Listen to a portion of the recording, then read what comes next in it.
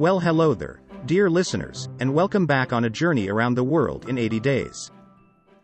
At the end of the last episode, Phileas Fogg, Towle and Passepartout had left behind the continent of Asia and had just arrived in the harbor of San Francisco. Detective Fix, who had trailed Phileas Fogg all the way from Suez, had indeed also traveled aboard the very same steamer, although only Passepartout knew this. Fix had failed to arrest Mr. Fogg multiple times already and had, for now, given up on arresting the gentleman who he deemed as a notorious bank robber.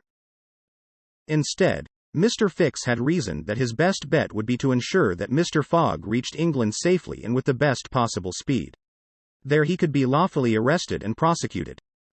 So then, let's get on with the story and find out what occurs when our travelers go on shore in San Francisco.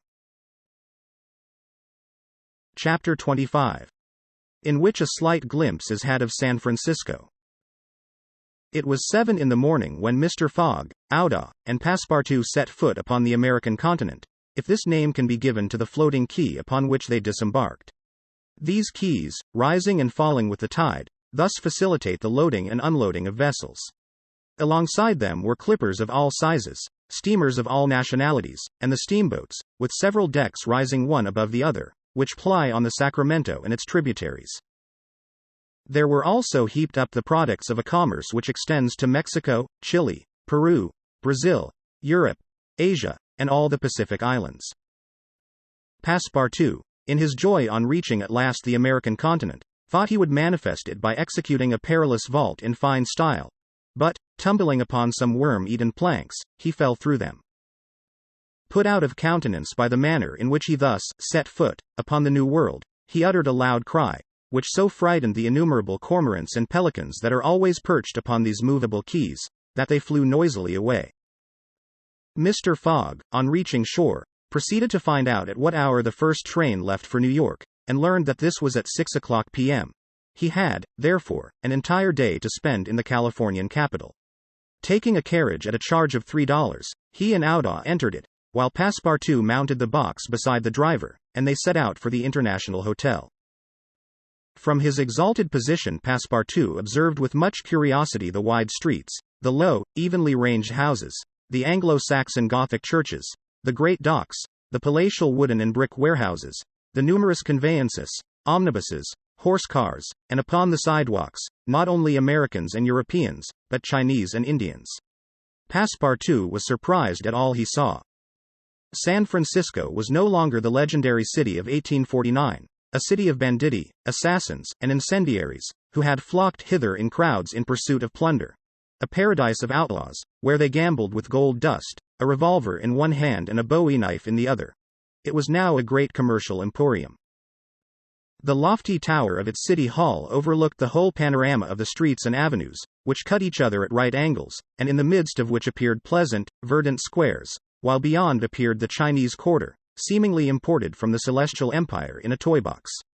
Sombreros and red shirts and plumed Indians were rarely to be seen, but there were silk hats and black coats everywhere worn by a multitude of nervously active, gentlemanly-looking men. Some of the streets, especially Montgomery Street, which is to San Francisco what Regent Street is to London, the Boulevard des Italiens to Paris, and Broadway to New York, were lined with splendid and spacious stores, which exposed in their windows the products of the entire world.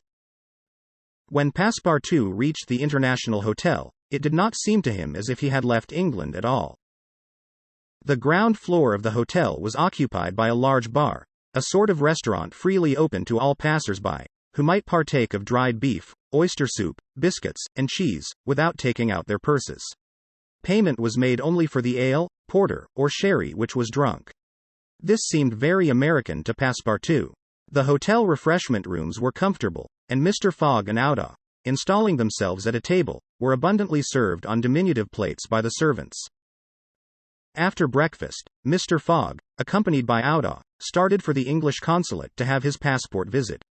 As he was going out, he met Passepartout, who asked him if it would not be well, before taking the train, to purchase some dozens of Enfield rifles and Colt's revolvers. He had been listening to stories of attacks upon the trains by the Sioux and Pawnees. Mr. Fogg thought it a useless precaution, but told him to do as he thought best, and went on to the consulate. He had not proceeded 200 steps, however, when, by the greatest chance in the world, he met Fix. The detective seemed wholly taken by surprise. What? Had Mr. Fogg and himself crossed the Pacific together, and not met on the steamer? At least Fix felt honored to behold once more the gentleman to whom he owed so much, and, as his business recalled him to Europe, he should be delighted to continue the journey in such pleasant company. Mr. Fogg replied that the honor would be his, and the detective, who was determined not to lose sight of him, begged permission to accompany them in their walk about San Francisco, a request which Mr. Fogg readily granted. They soon found themselves in Montgomery Street, where a great crowd was collected. The sidewalks, street, horsecar rails, the shop doors, the windows of the houses, and even the roofs, were full of people. Men were going about carrying large posters, and flags and streamers were floating in the wind, while loud cries were heard on every hand. Hurrah for Camerfield! Hurrah for Mandyboy! It was a political meeting. At least so Fix conjectured, who said to Mr. Fogg, "Perhaps we had better not mingle with the crowd. There may be danger in it." Yes, returned Mr. Fogg. And blows, even if they are political, are still blows. Fix smiled at this remark. And, in order to be able to see without being jostled about, the party took up a position on the top of a flight of steps situated at the upper end of Montgomery Street. Opposite them, on the other side of the street, between a coal wharf and a petroleum warehouse, a large platform had been erected in the open air, towards which the current of the crowd seemed to be directed. For what purpose was this meeting? What was the occasion of this excited assemblage? Phileas Fogg could not imagine. Was it to nominate some high official, a governor or member of Congress? It was not improbable, so agitated was the multitude before them. Just at this moment there was an unusual stir in the human mass. All the hands were raised in the air. Some, tightly closed, seemed to disappear suddenly in the midst of the cries, an energetic way, no doubt, of casting a vote. The crowd swayed back, the banners and flags wavered, disappeared an instant, then reappeared in tatters. The undulations of the human surge reached the steps, while all the heads floundered on the surface like a sea agitated by a squall. Many of the black hats disappeared, and the greater part of the crowd seemed to have diminished in height. "It is evidently a meeting," said Fix. "and its object must be an exciting one. I should not wonder if it were about the Alabama, despite the fact that that question is settled." "Perhaps," replied Mr. Fogg, simply. "At least, there are two champions in presence of each other, the Honourable Mr. Camerfield and the Honourable Mr. Mandyboy." Auda, leaning upon Mr. Fogg's arm, observed the tumultuous scene with surprise, while Fix asked a man near him what the cause of it all was. Before the man could reply, a fresh agitation arose. Hurrahs and excited shouts were heard. The staffs of the banners began to be used as offensive weapons, and fists flew about in every direction. Thumps were exchanged from the tops of the carriages and omnibuses which had been blocked up in the crowd. Boots and shoes went whirling through the air, and Mr. Fogg thought he even heard the crack of revolvers mingling in the din. The rout approached the stairway, and flowed over the lower step. One of the parties had evidently been repulsed, but the mere lookers-on could not tell whether Mandyboy or Camerfield had gained the upper hand. "It would be prudent for us to retire," said Fix, who was anxious that Mr. Fogg should not receive any injury, at least until they got back to London. "If there is any question about England in all this, and we were recognized, I fear it would go hard with us." "An English subject," began Mr. Fogg. He did not finish his sentence, for a terrific hubbub now arose on the terrace behind the flight of steps where they stood, and there were frantic shouts of "Hurrah for Mandyboy! Hip, hip, hurrah!" It was a band of voters coming to the rescue of their allies, and taking the Camerfield forces in flank. Mr. Fogg, Auda, and Fix found themselves between two fires. It was too late to escape. The torrent of men, armed with loaded canes and sticks, was irresistible. Phileas Fogg and Fix were roughly hustled in their attempts to protect their fair companion. The former, as cool as ever, tried to defend himself with the weapons which nature has placed at the end of every Englishman's arm, but in vain. A big brawny fellow with a red beard, flushed face, and broad shoulders, who seemed to be the chief of the band, raised his clenched fist to strike Mr. Fogg, whom he would have given a crushing blow, had not Fix rushed in and received it in his stead. An enormous bruise immediately made its appearance under the detective's silk hat, which was completely smashed in. Yankee! Exclaimed Mr. Fogg, darting a contemptuous look at the ruffian. Englishman! Returned the other. We will meet again. When you please. What is your name? Phileas Fogg. And yours? Colonel Stamp Proctor. The human tide now swept by, after overturning Fix, who speedily got upon his feet again, though with tattered clothes. Happily, he was not seriously hurt. His traveling overcoat was divided into two unequal parts, and his trousers resembled those of certain Indians, which fit less compactly than they are easy to put on. Auda had escaped unharmed, and Fix alone bore marks of the fray in his black and blue bruise. Thanks, said Mr. Fogg to the detective, as soon as they were out of the crowd. No thanks are necessary, replied Fix. But let us go. Where? To a tailor's. Such a visit was, indeed, opportune. The clothing of both Mr. Fogg and Fix was in rags, as if they had themselves been actively engaged in the contest between Cammerfield and Mandyboy. An hour after, they were once more suitably attired, and with Auda returned to the International Hotel. Passepartout was waiting for his master, armed with half a dozen six-barreled revolvers. When he perceived Fix, he knit his brows, but Auda having, in a few words, told him of their adventure, his countenance resumed its placid expression. Fix evidently was no longer an enemy, but an ally. He was faithfully keeping his word. Dinner over, the coach which was to convey the passengers and their luggage to the station drew up to the door. As he was getting in, Mr. Fogg said to Fix, You have not seen this Colonel Proctor again? No. I will come back to America to find him, said Phileas Fogg calmly. It would not be right for an Englishman to permit himself to be treated in that way, without retaliating.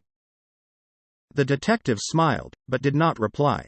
It was clear that Mr. Fogg was one of those Englishmen who, while they do not tolerate dueling at home, fight abroad when their honor is attacked. At 6:15 the travelers reached the station, and found the train ready to depart. As he was about to enter it, Mr. Fogg called a porter, and said to him, My friend, was there not some trouble today in San Francisco? It was a political meeting, sir, replied the porter. But I thought there was a great deal of disturbance in the streets. It was only a meeting assembled for an election. The election of a general-in-chief, no doubt? Asked Mr. Fogg. No, sir, of a justice of the peace. Phileas Fogg got into the train, which started off at full speed. Chapter 26. In which Phileas Fogg and party travel by the Pacific Railroad. From ocean to ocean, so say the Americans, and these four words compose the general designation of the great trunk line which crosses the entire width of the United States.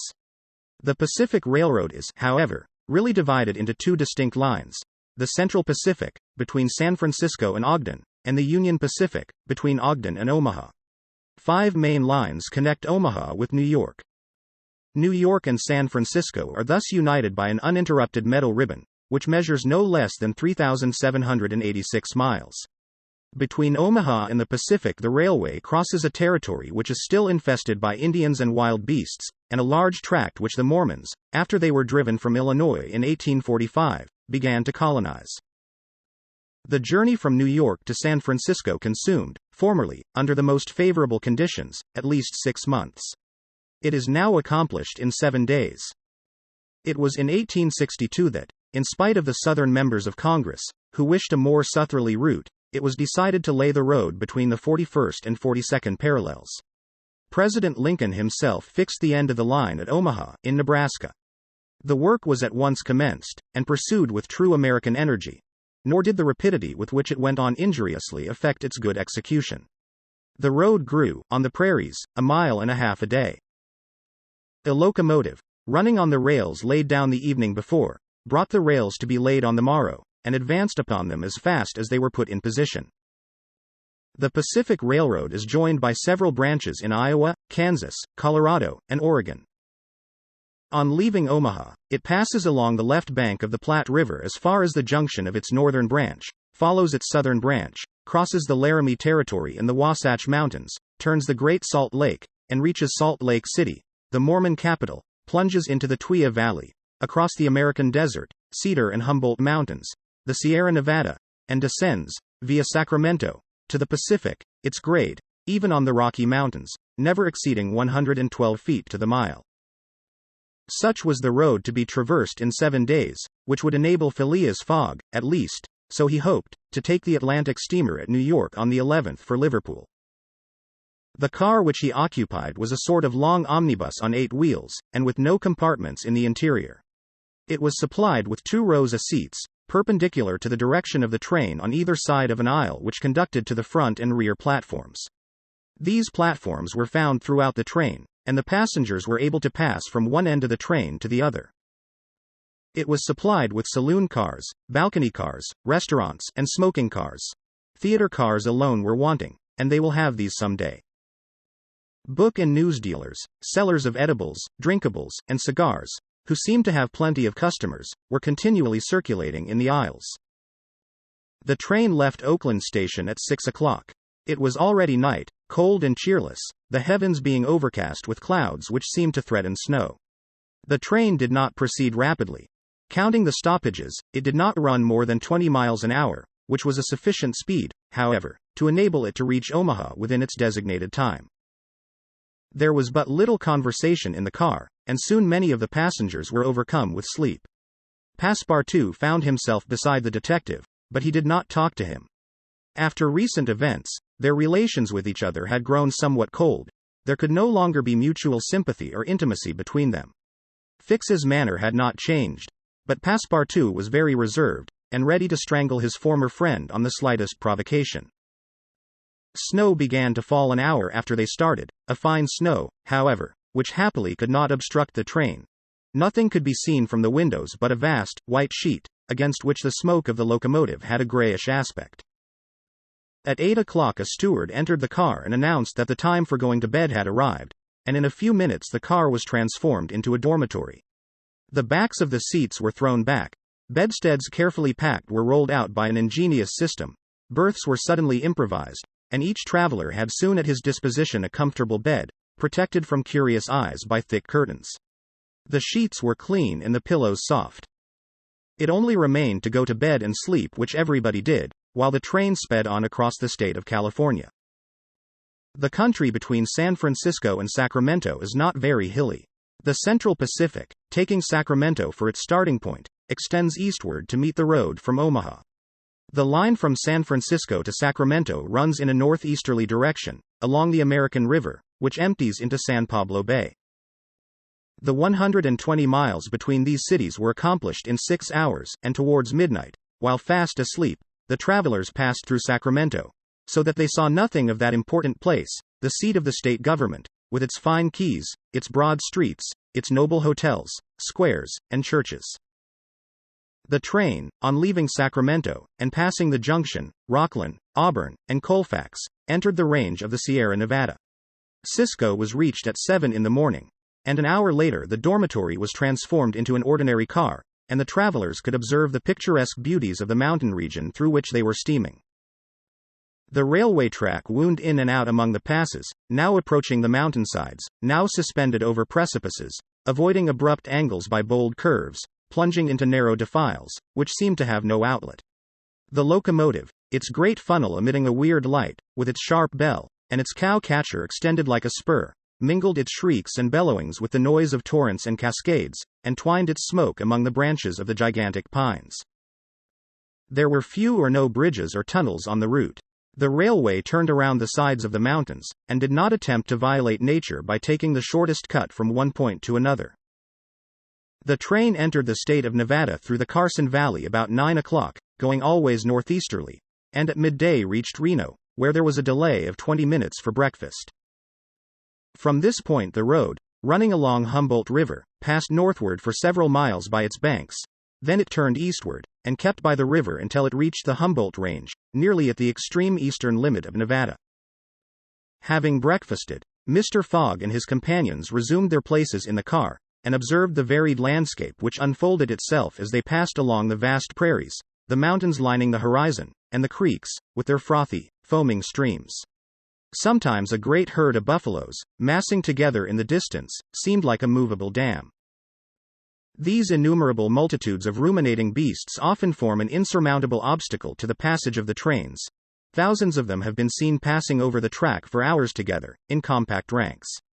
The locomotive is then forced to stop and wait till the road is once more clear.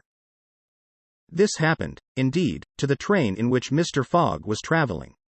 About 12 o'clock a troop of 10 or 12,000 head of buffalo encumbered the track. The locomotive, slackening its speed, tried to clear the way with its cow-catcher, but the mass of animals was too great. The buffaloes marched along with a tranquil gait, uttering now and then deafening bellowings. There was no use of interrupting them, for, having taken a particular direction, nothing can moderate and change their course. It is a torrent of living flesh which no dam could contain. The travelers gazed on this curious spectacle from the platforms, but Phileas Fogg, who had the most reason of all to be in a hurry, remained in his seat, and waited philosophically until it should please the buffaloes to get out of the way. Passepartout was furious at the delay they occasioned, and longed to discharge his arsenal of revolvers upon them. "What a country!" cried he.